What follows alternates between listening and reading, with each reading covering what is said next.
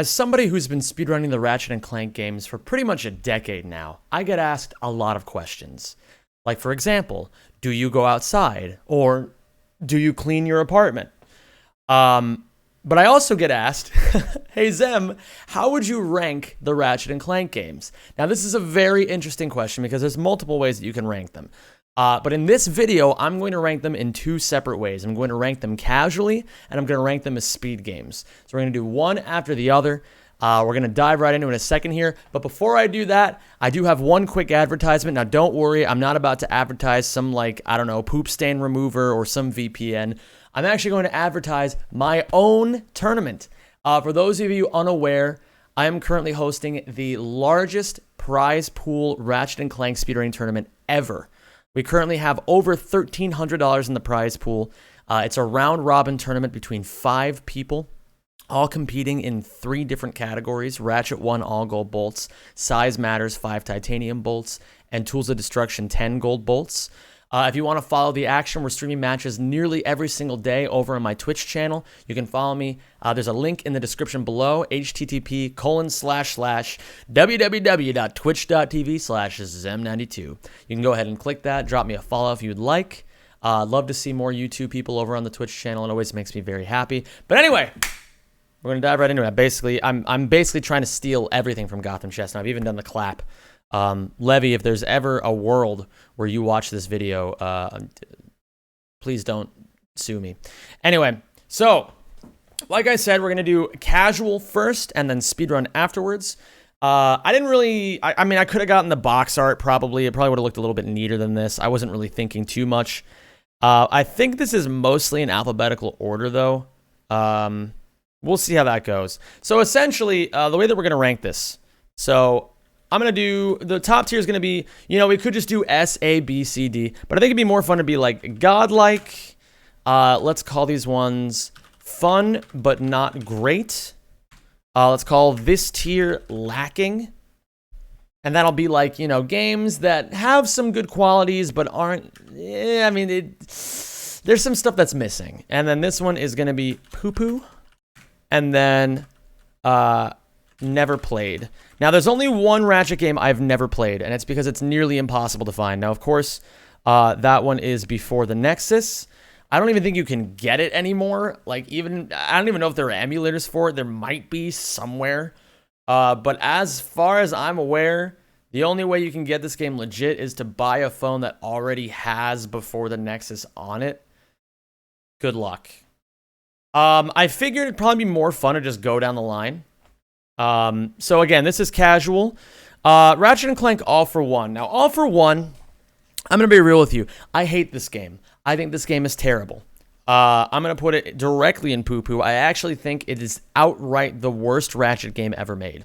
Now, granted, again, I don't know how bad Before the Nexus is, but as far as all the ones I have played, this one is so bad and so painful that I make this a sub goal from time to time on my Twitch stream just so that people can watch me suffer. And the reason why I don't like it so much, I think it's, I know there's a lot of people who maybe played this game earlier on in their childhoods, and they said, oh, you know, I got to play it with my mom and my dad. I got to play it with, you know, my friends. We could all have fun. It's the only Ratchet game that we could all like cooperate and work together to beat. And I think that's pretty valid. You know, I'm not going to take away from that experience. I just think that this game is just, it's just abysmal. It has nothing that even like makes the Ratchet series special. It has the platforming is so lame. There's no movement options. There's barely any weapons. The levels are really long, really linear, and there's just like, I don't know, you're just doing the same things over and over. You like suck people up in the vacuum, you shoot them over the cliff, you tether on over to them. I feel like it's literally just like somebody said, hey, I really like the game Spelunky, but let's make it bad. I don't know if that analogy holds up. Anyway, moving on. Ratchet and Clank, A Crack in Time. I actually am going to put this in the godlike section, but I'm going to probably put it on the back end of the godlike section. I'm not going to put it as like the front runners. And the reason why I have put it where I've put this, I think that plot-wise, this game is dynamite. I think it's pretty much everything a Ratchet game should strive to be plot-wise. Although the gameplay doesn't always do it for me. I think the music is amazing. I really love the way they try to develop the story of the Lombaxes. I really love the way that they put in the outcast, Alistair Azimuth, or the exiled one, as he's known. I do think that the idea of time travel is a little old hat at this point. I've literally only ever seen 2 pieces of media in my entire life that have done time travel well, and this is not one of them. I think that, it works, but I feel like the time travel aspect was more just like, it felt like more of a plot device to get the story to where it wanted to go, rather than something that actually had real significant importance. Does that make sense? I don't know if that makes sense. But regardless, again, I still think that the weapons are super cool. I love the Constructo mod idea. I love the idea of being able to customize and mix and match your weapons together. That's super cool. I wish more Ratchet games did that. And in general, I thought the level designs were fantastic. It has by far the best Clank section in any Ratchet game. And of course, or did I say Ratchet section? I meant to say Clank section. I forget if I said Clank section. It has the best Clank section in the time puzzles. Those time puzzles are so much fun. They're just super dope. I hated the planet shooting one, but the time the time puzzles were super dope. So moving on, Ratchet Deadlocked.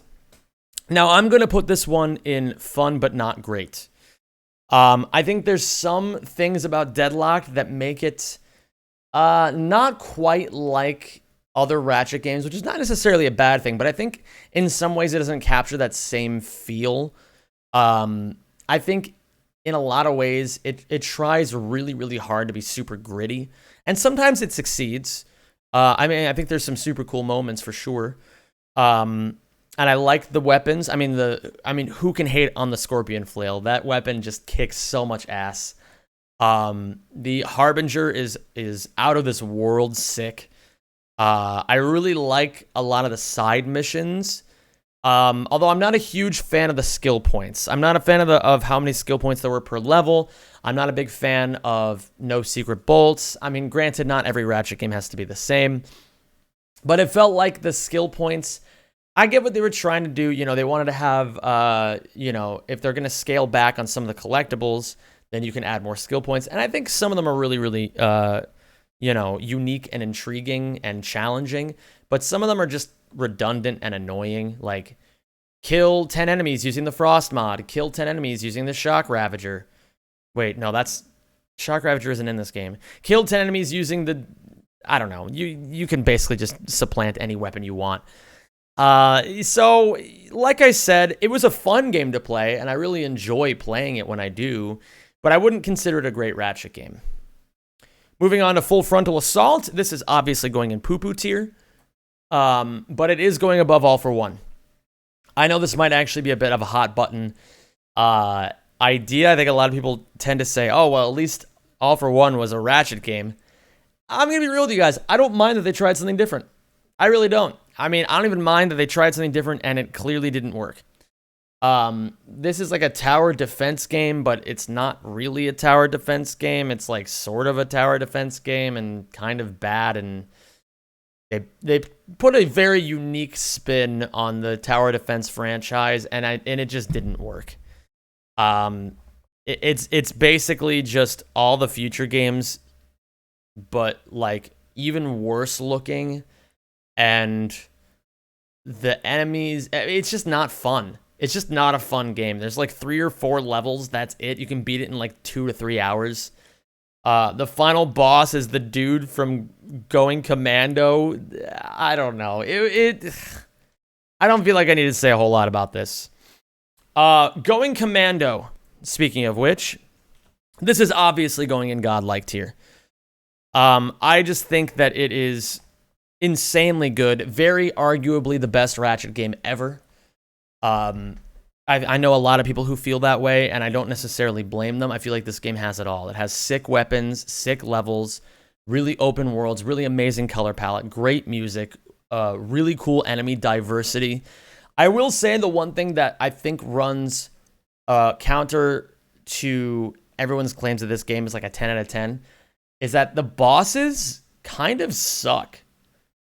I mean, can you even remember a memorable, or can you even remember like a cool boss fight in this game? I mean, you fight the thug leader like 3 times, and it's never fun. There's like the hidden boss on Uzla. That's pretty cool. But the Protopet, the swamp monster on Uzla. So I think that's like one criticism of the game, but I do think that by and large, this game does pretty much everything right. Moving on, going mobile.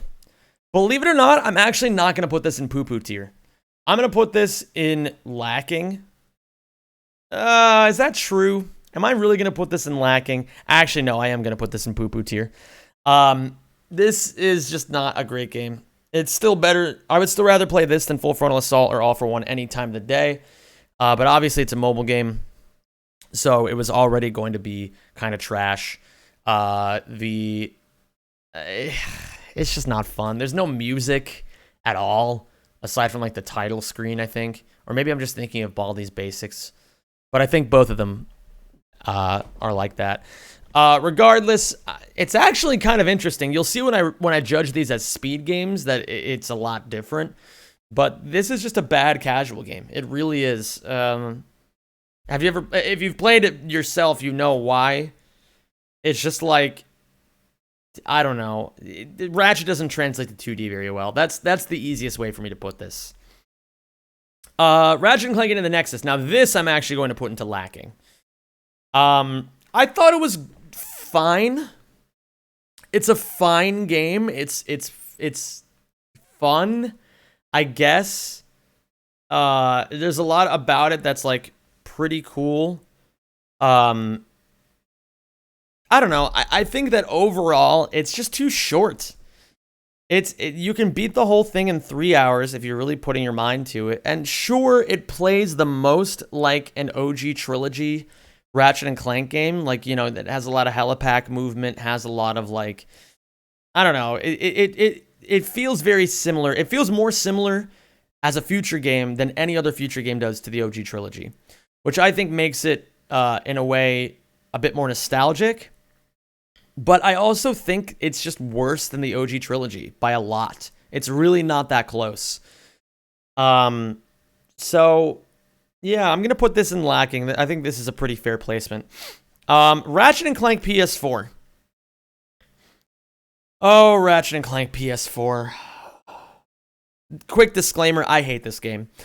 I know there's probably going to be a lot of you out there who are like, but Zim, revive the franchise and blah, blah, blah. Sorry, my voice is kind of shot right now.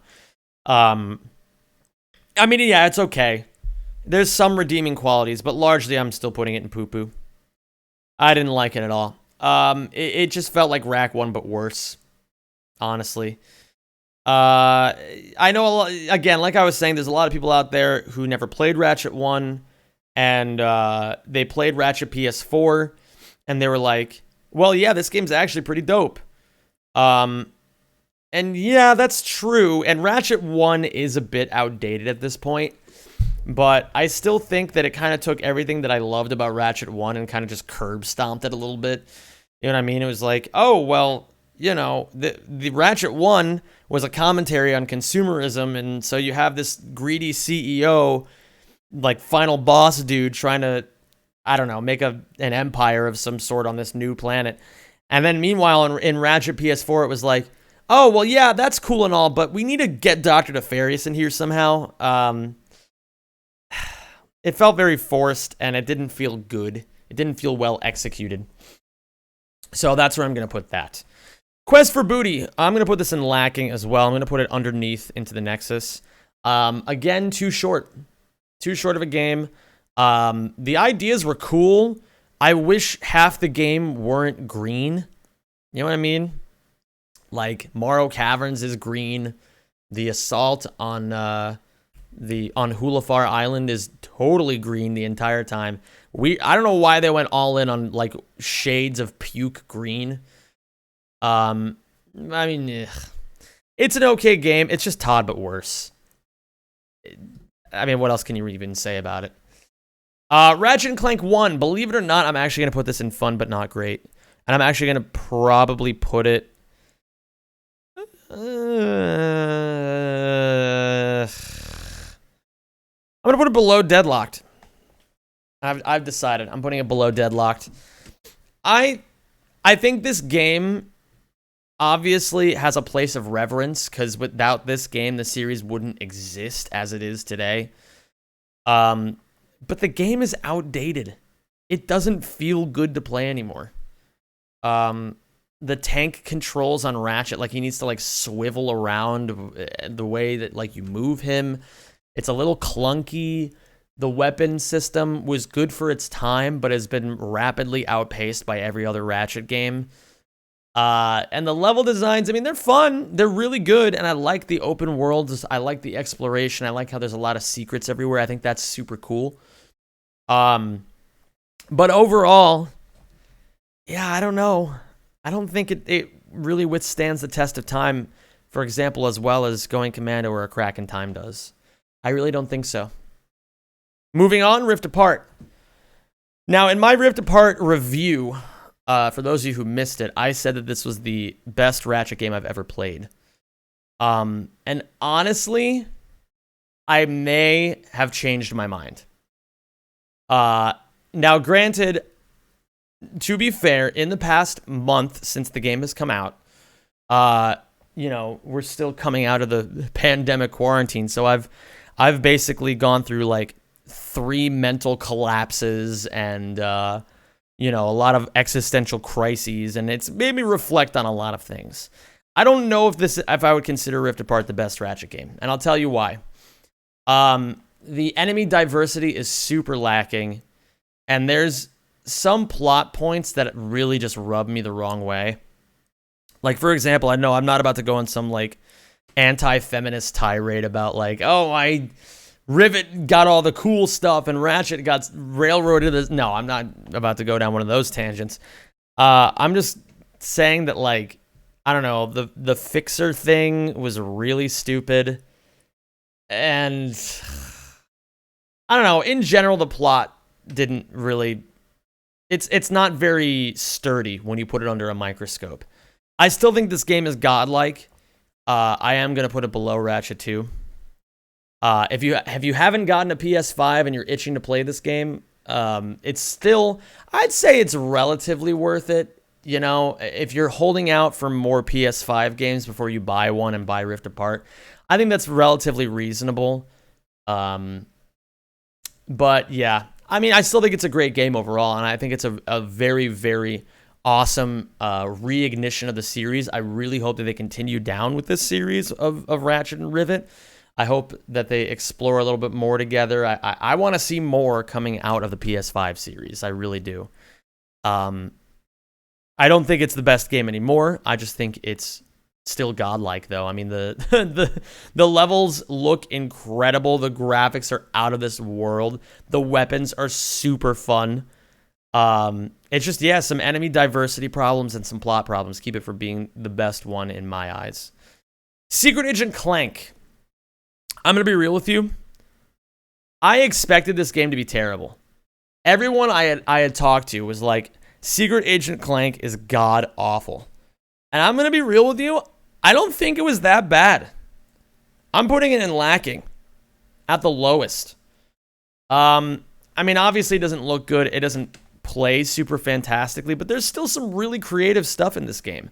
They tried something really unique, and some of it works, and a lot of it doesn't. But yeah, I still think it's worth a playthrough if you've never played it before. PSPs are pretty easy to pick up, and I'm pretty sure emulators for PSP are kind of solid nowadays. I mean, I think they're actually more stable than PlayStation 2 emulators for sure. So, yeah, it's worth a playthrough. Size matters. Again, I actually think better than people will tell you. Now, for me, I'm kind of deciding whether I want to put this in fun but not great or lacking. I think I might actually throw this in fun but not great. I think that's where I'm going to put it. I'm going to put it just behind Ratchet 1. And the reason I'm putting it there is because I just think there's a lot of really cool stuff in this game. Like, again, I think it suffers from the same problem that Ratchet and Clank does, where because it's on PSP, it doesn't look great. And they kind of had to do what they could with the resources they had. But the weapons are relatively unique. And there's some really fun and interesting sections. There's a lot of cool collectibles and hidden stuff all throughout this game. And in general, you know, it's just pretty fun. As far as a speedrun is concerned, I'll have different opinions. But as a casual game, I think it actually really holds up. Tools of Destruction. I'm going to also put this in fun but not great. And I think I might put this just, I don't know. I'm trying to decide whether I want to put it above or below Ratchet 1.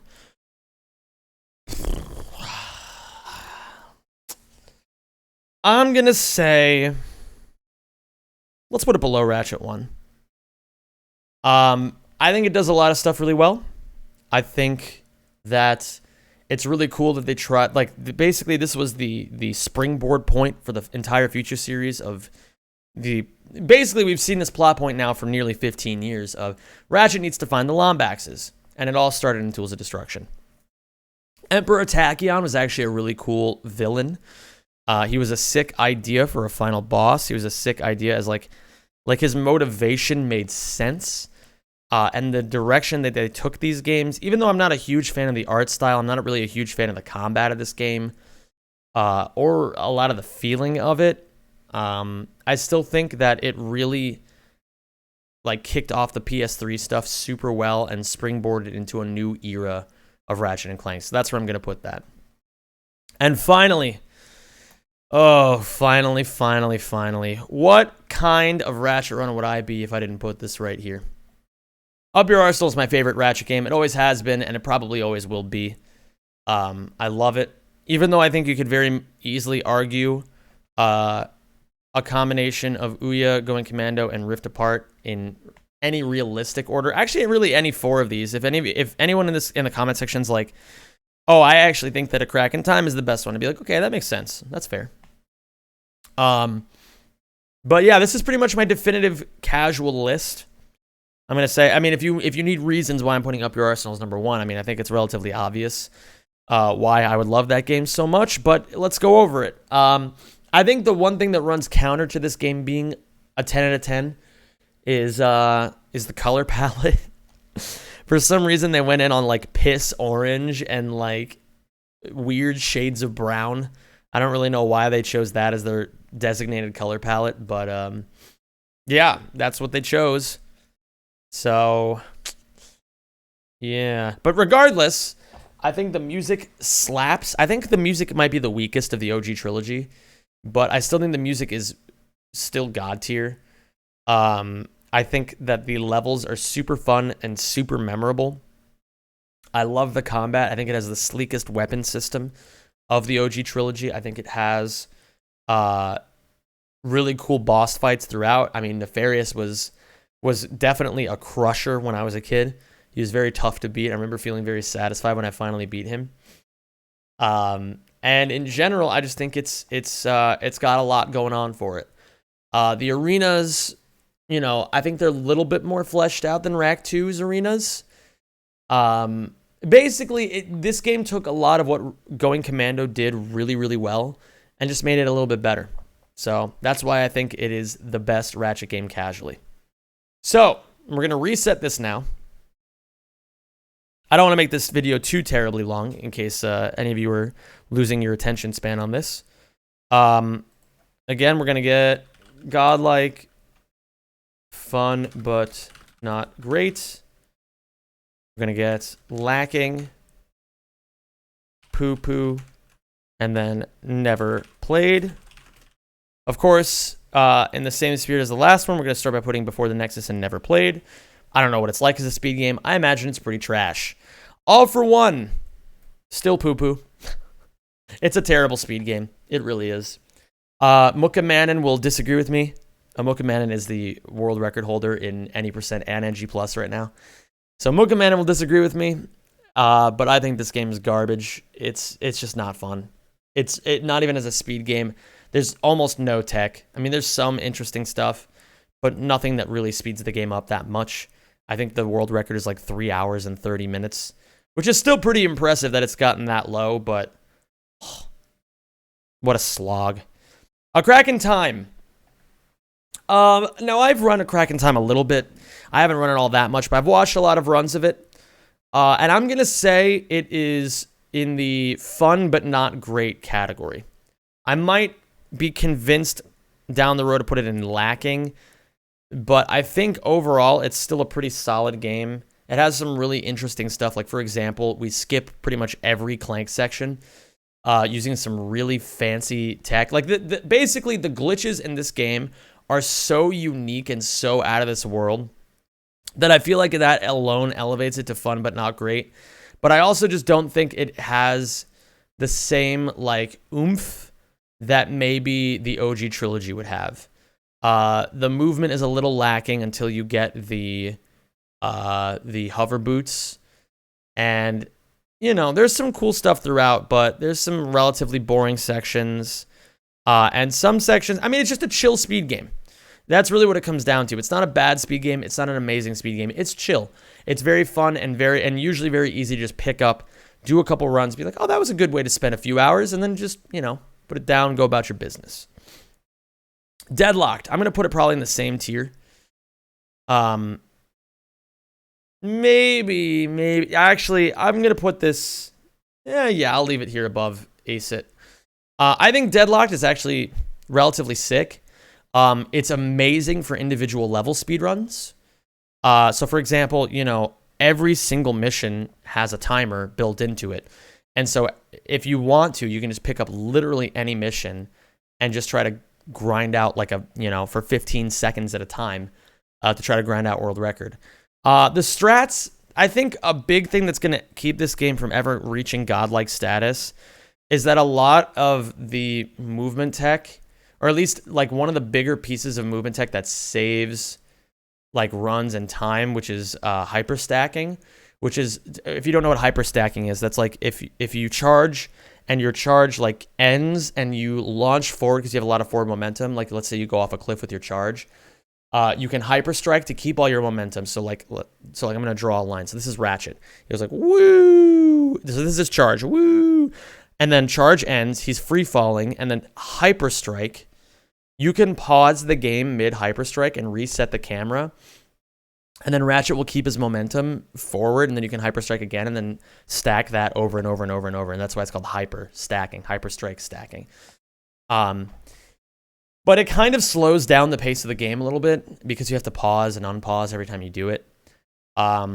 It's not used that much, but also the bots are really annoying and the game crashes a lot sometimes. So, it's good, but I don't think I'll ever consider it top tier.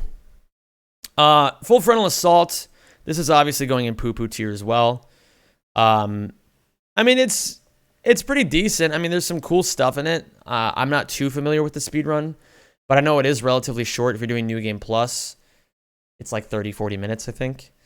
But if you're doing any percent, it's still really, really long. I think it's like 2 hours, or I don't know how long it is. Maybe it might be a bit shorter than that. I'm not remembering clearly at the moment. But I mean, without the benefit of the upgraded weapons, it's just a slog. Going Commando, I'm gonna be real with you. This is the best Ratchet speed game, and it's not really that close. The reason why it's the best is because there is an extreme amount of diversity in every single category. Every category has something unique to it. There is tons of movement tech. There's tons of options. It's still possible that we could be finding strats like a year from now that's going to break this game wide open even more. And I think every category is like at worst a 7 out of 10. So like I'd give any percent like a 7 out of 10 because it's not that interesting. But like NG Plus, all platinum bolts, 100%, max percent, they're all super dope categories with all of them are totally different runs. Totally different. And in general, there's just an extremely high skill ceiling. And so I just think this game's amazing. I really do. I think this game is super, super sick and is, in my opinion, easily the best Ratchet Speed game. Going mobile, believe it or not, this game is actually kind of cracked as a speed game. Like, maybe not cracked like RaC 2 level cracked, but not as bad as you would think. It is pretty good overall. It's got some really interesting movement tech. Like, you can do, there's a thing in 2D side-scrolling platformers called zipping, where you kind of like, it's hard to explain zipping in a concise manner, but essentially, like, you take Ratchet and if you're on one side of a wall, you can like zip him to the other side of the wall, doing some cool stuff. It's hard to explain, but there is zipping in this game. The game itself is super optimized. I mean, any percent is like 10 minutes at this point. The one big problem, I mean, obviously there's still not that much going on in the game, and also emulators are extremely varied. So, for example, like I think this game might be super pay to win. Like, I think if you have like a super powerful computer, your emulator will probably run better, but I don't even know if that's true. For example, the only two runners who have ever run the game like that seriously are Insomniac Nintendo and Mobius, and Mobius's emulator was operating like a full minute faster, I think it was. I could be wrong on those numbers, but I remember people saying that Mobius's emulator was running super fast. And IN, who's still like a monster at the game and still has the world record, but apparently like he was just like operating at this extreme deficit. Like, a minute deficit in a 10-minute category is catastrophic. So I don't really know if that'll ever stabilize. I don't know what's going on with that, but yeah. Into the Nexus. I think Into the Nexus also goes in lacking. There is some pretty cool stuff in it. For example, there's Out of Bounds. There's a lot of Out of Bounds. You can use the Nightmare box to clip out of bounds as well. There's some, I don't know, pretty fluid pack movement you can do. You can do some charge boot stuff. At least I think there's charge boot. No, there is no charge boot stuff. Am I crazy? What the hell is going on in Into the Nexus? There's no charge boots, right? I'm not insane. Yeah, I don't think there is. I hope there isn't, because now I'm going to sound like an idiot regardless. Anyway, the point is, just similar to how, as a casual game, it's like the OG trilogy, but worse. Same sort of thing within a Nexus. It's like an OG trilogy game, but really nothing that crazy going on in it. I would still recommend it if you're looking for a game that's like the OG trilogy, but not as explored, and not as crazy. Well, I shouldn't say not as explored, but it hasn't been historically as competitive, and is still pretty similar in feeling and play style. I would say Nexus is a pretty good pickup. But overall, I wouldn't really place it that high on the actual tier of speed games. Now, RaC PS4, I gave this a poo-poo tier as a casual game, but as a speed game, I'm actually going to put it up here. It's super dope. I'm not going to lie, it's actually super dope. There's some really wild stuff. They get through this game like so fast, and in a completely different way than Ratchet 1 is broken. So it's actually super interesting. I like it a lot. I think I can't wait to pick this up myself. But overall, I just think it's a really cool speed game to watch. And certainly it'll probably be very fun to play. Quest for Booty, I'm definitely putting in lacking. I'm probably going to put it below Going Mobile. Because even though there's probably like just as much movement stuff in Quest for Booty, just as much out of bounds stuff as there is in Going Mobile, I think the biggest problem with Quest for Booty is that there's one trick in the game that you literally only get one attempt at, and if you mess it up, your run's just over. And then on top of that, as soon as that part is over, you then have to do a final boss fight, which is completely RNG dependent. So, for example, the slag fight at the very end, it's like, what, 4 minutes and change, like 4.5 minutes, something like that. You can get to 3.5 minutes playing absolutely. You can even get to 4 minutes into the level playing absolutely perfectly. And then if slag doesn't give you good RNG, you just lose the run.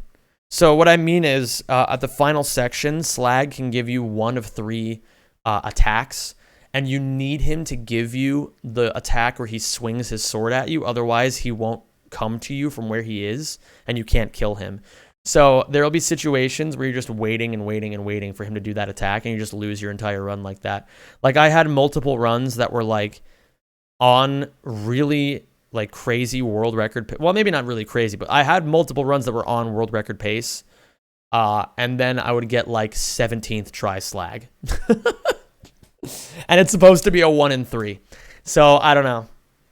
Overall, though, it's still pretty chill. I really enjoy grinding it when I actually play it. I like just kind of zoning out late at night and just, you know, I'm in a voice call with friends. I'm just grinding the game out a little bit. It's very chill, and there's a lot of downtime because there's a lot of cutscenes, which is both a good and bad thing depending on how you view it. Ratchet and Clank 1 is obviously going in godlike. I mean, it's just incredible. It's an incredible speed game. I don't know what else to say. It has probably right now the most optimized category in all of Ratchet and Clank. Franz's 1830 and RaC 1NG+. Probably at this moment, the overall most optimized run in all of Ratchet and Clank. You can probably make an argument for maybe 1 or 2 other categories, but in my opinion, it's super duper optimized, and all the categories are super cool. All gold bolts is low-key the best category in Ratchet 1. Any percent's not bad, although I don't really like it that much. And the 100% category for this is just like out of this world. Like, if you've never seen a 100% run of Ratchet and Clank 1, it's called all checkmarks. The reason it's called all checkmarks is because when you beat the game, there's 3 like check boxes that show up. It says like, you've collected 40 out of 40 gold bolts, 10 out of 10 gold weapons, 30 out of 30 skill points. All checkmarks is getting all 3 of those. It's a crazy run. It's super crazy. Pretty much from beginning to end. There's one boring chunk where you have to just farm bolts as Giant Clank, but it's still super crazy aside from that. Rift Apart, I would say at the moment, where do I want to put Rift Apart? I am going to be very conservative right now and put it in lacking. With the assumption that it's only going to continue getting better. So right now, the fastest category is about an hour and a half long, which is really long for an NG Plus category in Ratchet and Clank. And it's because there's a lot of triggers where you won't be able to activate them until you kill some enemies and stuff like that. We're waiting on some cool sequence breaks. We're waiting on maybe some, I don't know. This game is only a month and a half old. It's not going to be amazing. It still has some really cool stuff, though. The movement tech is super dope when you get the boots. There's some crazy wrench boosts you can do where that just like shoot you all the way across the map. It's a very cool looking game. It just needs a little bit more time. So we're going to give it that time and just put it in lacking for now. Secret Agent Clank. Yeah. It's okay. It's not bad. It's okay.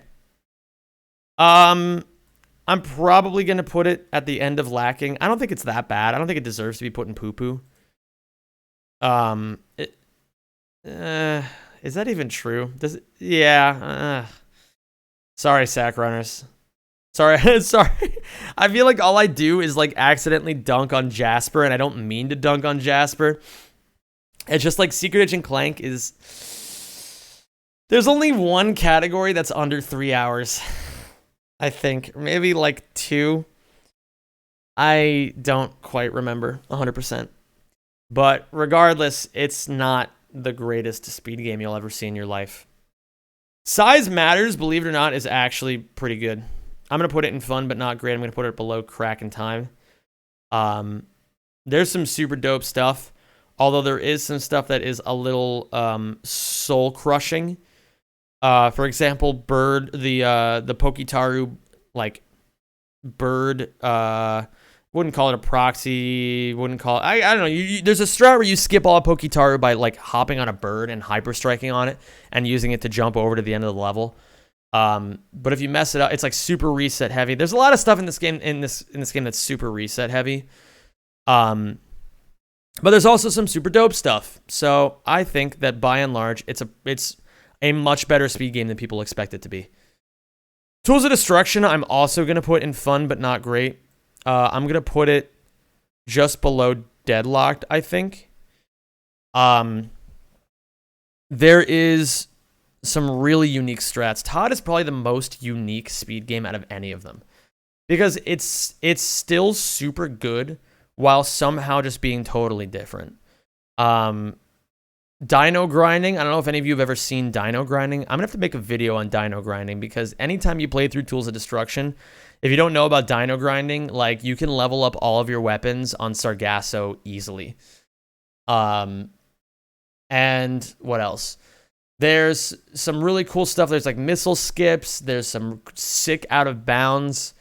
It's just a very cool looking game. Although there is, I actually think there's going to be some people who like scream at me for putting it this high up, because there's a lot of runners who actually hate Todd. A lot of people actually really, really hate it. But I think it's cool to watch, and the runners who play it really enjoy it. So I'm going to give them that much credit. And finally, Up Your Arsenals is also going to be put into Godlike. I think it's actually the worst of the OG trilogy as far as speed games go, because Ouya NG Plus no QE is like a 9.5 out of 10 category. It's got like a couple things that are not so great about it right now. Mostly Marcadia still being really, really long after all these years. But by and large, that category is like nearly perfect.